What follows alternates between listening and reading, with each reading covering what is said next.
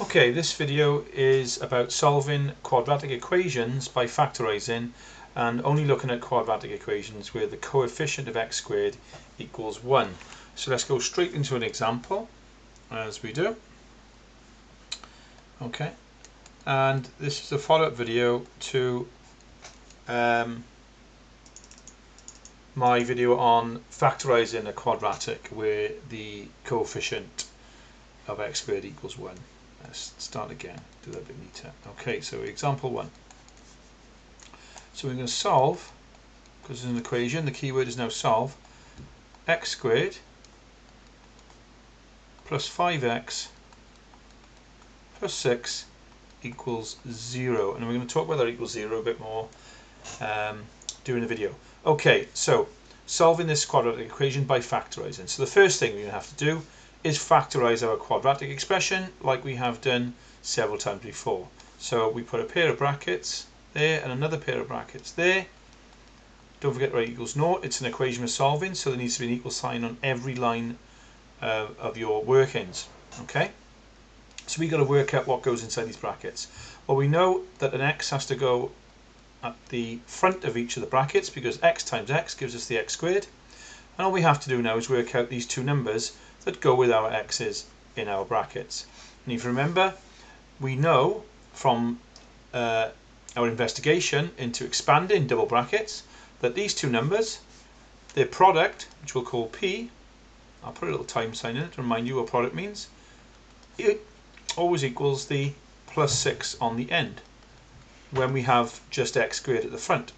And the sum of the two numbers equals the coefficient of x, the plus 5. So the sum, that's when we add the two numbers, that will equal plus 5. So we've got a simple arithmetic problem really. Two numbers multiplied together equal 6 and add up to equal 5. Well, we look at the products, we've got 1 times 6 or 2 times 3. Which one can I use to add up to 5? And it's got to be this pair. These two add up to 7, but these two add up to 5. Everything's positive, so I don't need to worry about any negative signs and putting them in the right place. So there we have it. We just factorized x squared plus 5x plus 6 into x plus 2 in one bracket and x plus 2 in the other bracket. Now here's the extra steps for solving quadratic equations. Right? The factorizing part is basically the most difficult part. These two steps now are easy. Okay? Because we have equals 0, and this is important, I mentioned this earlier, we are now able to say this: either x plus 2, this bracket, equals 0, or this bracket, x plus 3, equals 0. Because if you think about it, this bracket, x plus 2, multiplied by this bracket, if that equals 0, then one of them has to be 0, or they're both 0. You cannot get an answer of 0 when multiplying two things together unless one of them is 0. Okay, or multiplying any number of things together, if the answer is 0, one of those numbers that you are multiplying together, or one of those things you multiply together, must be equal to 0. Okay, so we're able to say either x plus 2 is 0 or x plus 3 is 0 because we have this equals 0 on the end. If we didn't have equals 0, if we had equals something else, then we couldn't really say anything. And we'll look at an example later on where we have to make this equal to 0. So we're allowed to do that. Either x plus 2 is equal to 0 or x plus 3 equals 0. And all we have now are two simple linear equations, very simple to solve. So if x plus 2 is 0, I want to get rid of my 2, take away 2. Some of you can tell me the answers by looking at it, I'm sure, but I'm going to go through the balance method, go through the motions, just to show you if you can't see it. Go down the page, then x equals 0 minus 2 is minus 2. So that's our first solution. Or, if x plus 3 is 0, take away 3, and x equals minus 3. That's the other solution. So, we have two answers when we solve a quadratic equation. And the reason for that is, I mentioned this when we first looked at quadratics and linear equations. If I graphed a I'm going to get the ruler for this. If I graphed a quadratic equation, okay, so here's my x-axis, then I would get a curve. And what you're finding out, if I just pop this here, let's have a look, let's just draw a line there. Okay, let's get rid of that. So here's my y-axis, here's my x-axis, here's my origin. We'd have something like that. Okay, it's very rough, but it crosses the x-axis in two places. So when you're solving a quadratic equation, because a quadratic is a curve, can be that way or can be upside down, it crosses the x-axis in two places. What you're finding when you solve a quadratic equation, you're finding these two values here. So that's why you have two values. When you're solving a linear equation, so if I just draw a diagonal line here, let's have that, I'm going to draw it by there, I'll draw this in red. When we have a linear equation, it crosses the x-axis only in one place. So we only have one solution when we solve a linear equation. Okay, and there's a little reminder, you're going to have two answers, the little squared. That little 2 there on the squared, it doesn't mean this, but it can help remind you, oh, I'm going to get two answers when I solve this quadratic equation. So on top of factorizing a quadratic expression, which is going from this to this, there's only these two extra steps that you have to add to solve the quadratic equation. Okay, factorize it and then either or. But get in the habit, always write either or. It's a good mental trigger to remember what to do next after you've factorized. Okay, let's look at a second example then. Example 2. Solve x squared minus 7x plus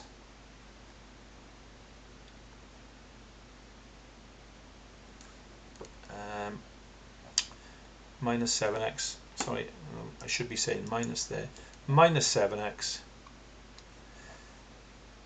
minus 30. Okay, my fault, equals 0.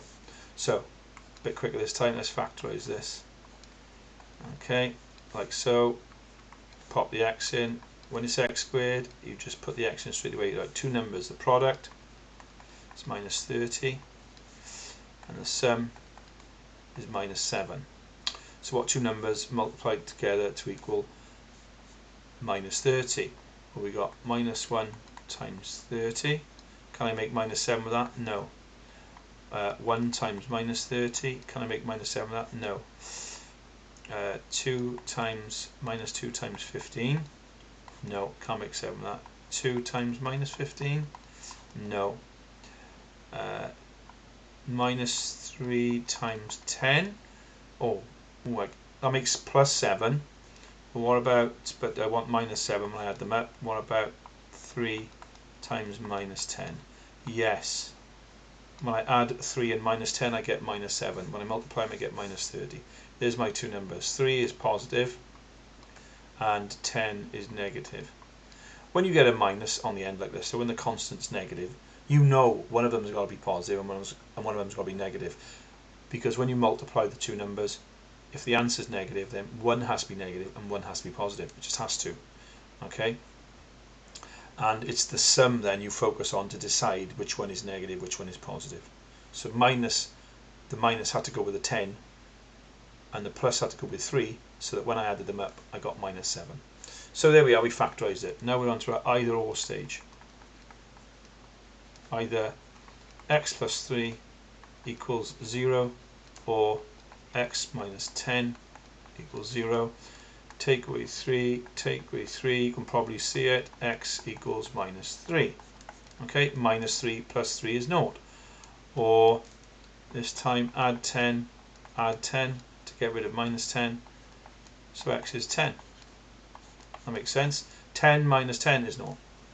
And you may have noticed as well, if we have x plus 3, the answer is equals 0, then the answer is minus 3. If we have x minus 10, the answer was positive 10. Up here, we had x plus 2, the answer was minus 2. X plus 3, minus 3. And it's just something you notice. But you should be able to solve these little equations. They're tiny, they're really simple ones. You've been solving far more complicated ones than that. Okay, one more example. What happens if it's not equal to 0? So, get my pen back up. So example 3. Solve x squared plus 10x equals